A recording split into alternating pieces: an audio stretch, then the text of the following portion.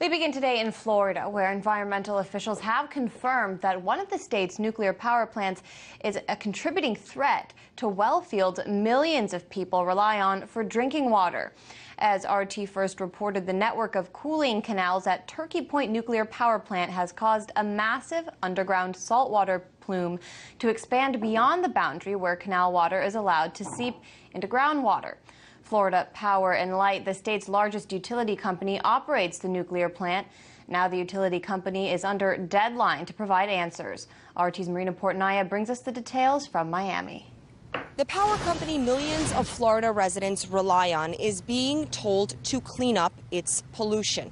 The Department of Environmental Protection says Florida Power and Light, or FPL, has less than 21 days to disclose how the cooling canals at its Turkey Point nuclear plant are compromising South Florida's groundwater. Within the next 3 weeks, FPL will have to enter negotiations and hammer out a cleanup plan.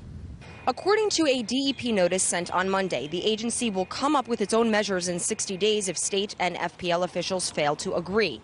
DEP officials have concluded that the 40-year-old cooling canals at Turkey Point have contributed to a 4-mile inland spread of a saltwater plume.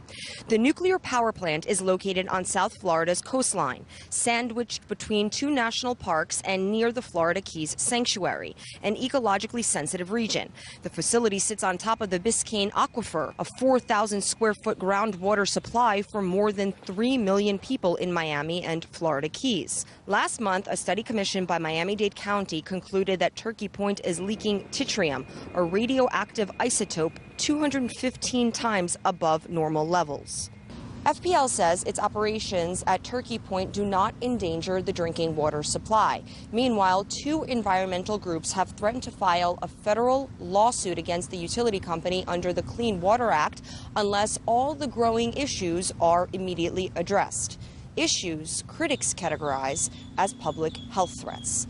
Reporting from Miami, Marina Portnaya, RT.